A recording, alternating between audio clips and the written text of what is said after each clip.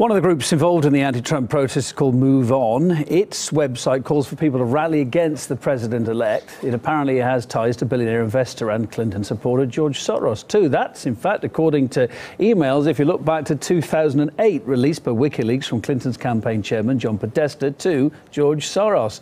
In fact, they gave tips on how to steer American voters. For example, financing groups operating at campaign rallies. Move On was among them. Advocacy groups played a hand in organizing the seemingly spontaneous protests.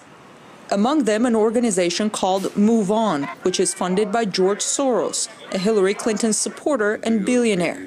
The day after Trump was elected, the group sent out a press release saying, "Within 2 hours of the call to action, Move On members had created more than 200 gatherings nationwide, with the number continuing to grow on Wednesday afternoon."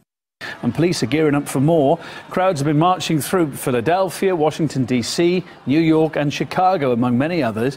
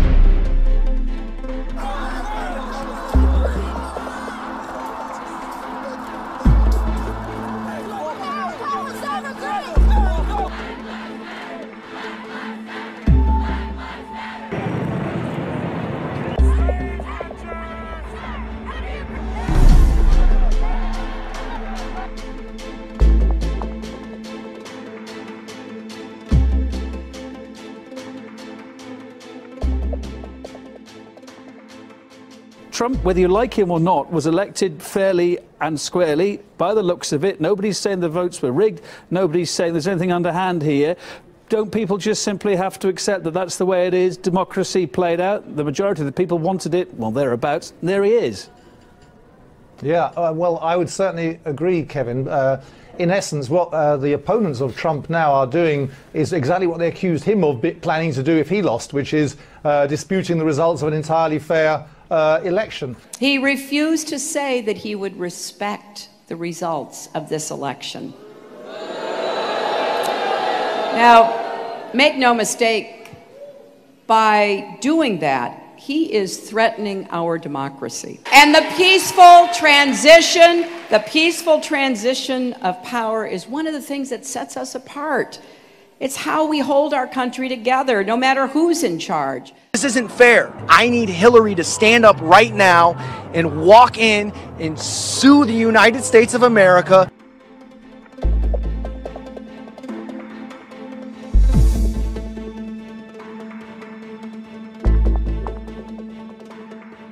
It's an election where they've had all the media power and more of the money, and yet they've lost to him and to the voice of those ordinary people in the American shires who are normally ignored and forgotten. So they've spoken up, as in the UK earlier. So it's a kind of almost a tussle now between the Clinton-Soros view, which is that the only democracy that's allowed is a one-party democracy that agrees with what you say, and or rather with what they say. And if that doesn't happen, then they're ready to do a colour revolution to destroy that democracy and that democratic vote. I was going to say, and they've done it abroad. Now they're doing it at home. Are these genuine protesters, or going on from what I was saying just now? You know, given these latest WikiLeaks revelations about funding activists, could they be activists that are funded, stirring it up, not genuinely people that are genuinely aggrieved with the democratic process? Well, I think it's those who are stirring it up, and they do. Many of them work for George Soros's front organisations. Are really telling those innocent protesters and perhaps less innocent protesters that they're in danger, that they're endangered by Trump, even though Trump has done nothing but preach unity since he actually won the elections. Now it's time for America to bind the wounds of division. I pledge to every citizen of our land that I will be president for all Americans, and this is so important to me. For those who have chosen not to support me in the past, of which there were a few people. I'm reaching out to you for your guidance and your help so that we can work together and unify our great country.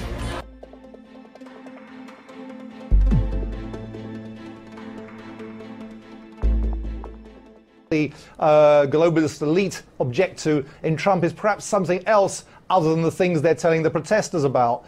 And I think what they really want, I don't think they really imagine they're going to get rid of Trump, but what they want to do is to intimidate him into agreeing to settle for social peace at home as long as the globalist elites are allowed to pursue their continuing wars abroad. And so really it's a trade-off where in effect they want him to throw in the towel and become a neocon just like they are. We're showing our viewers one of the protesters in the streets. They're saying that Trump should be assassinated.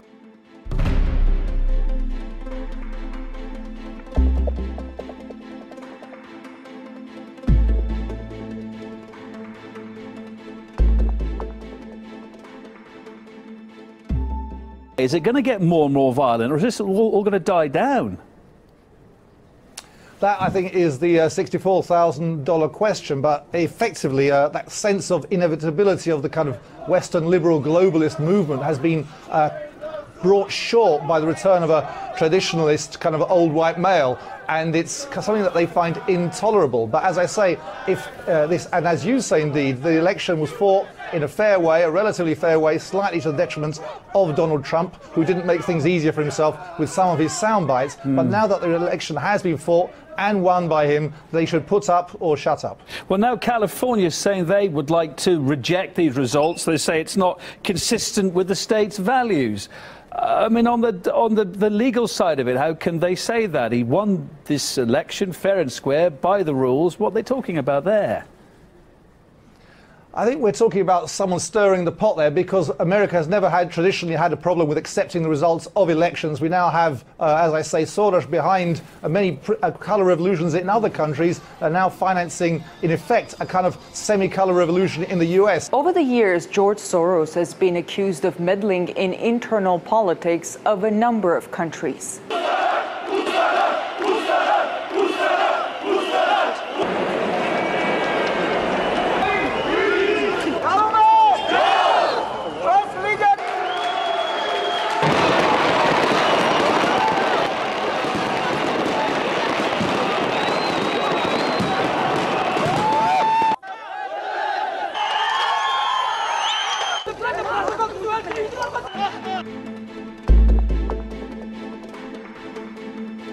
City of Portland, a riot zone tonight. At least 4,000 protesters in the streets, windows smashed, buildings spray painted, cars damaged. The protesters there shooting off fireworks towards police in riot gear as another fire rages on. There have been explosions, one after another. Police and protesters have been taking cover. We can't just do rallies. We have to fight back.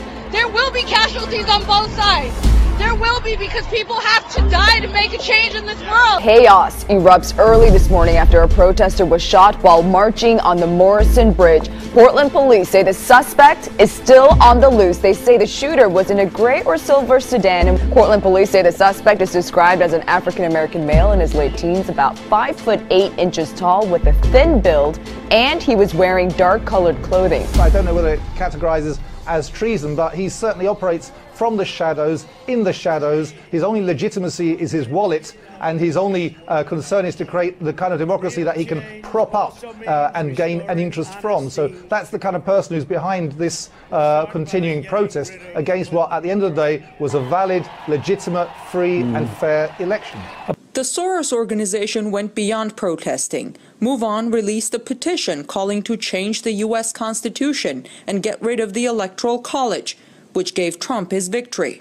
There are now some apparently well-funded attempts to undermine Trump's victory in the election. The irony is that many Clinton backers who are now slamming America's electoral system were praising it and scolding anyone who criticized it just days before the vote. Obama's not said too much about this trouble that's brewing at the moment. Do you think he will step in? I mean, what can he say? Maybe he's trying to stay out of it so it doesn't get stoked up any further. What response, if any, are we expecting from him soon? Well, I think that President Obama has the power, morally, in a sense, through his popularity, to actually considerably stop and dampen down these tensions. But I think he's quite pleased in the short term that they're happening, and then he will finally turn up and, in a slightly moderate voice, ask for some more calmness. But actually, he should really be much quicker about his reaction, because it is the fundamentals of American democracy that are being threatened here. If little groups disagree with an election, the idea that they can then demonstrate their way into political power is in effect trying to turn the US into the banana republic that so many other states have had happen to them as a result of the efforts of previous American administrations.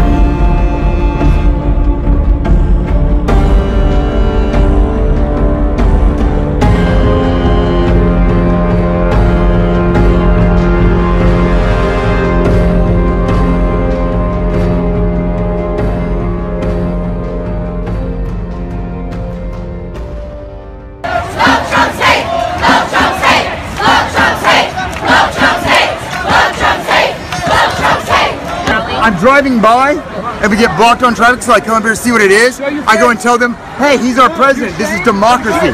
She punches me in the face.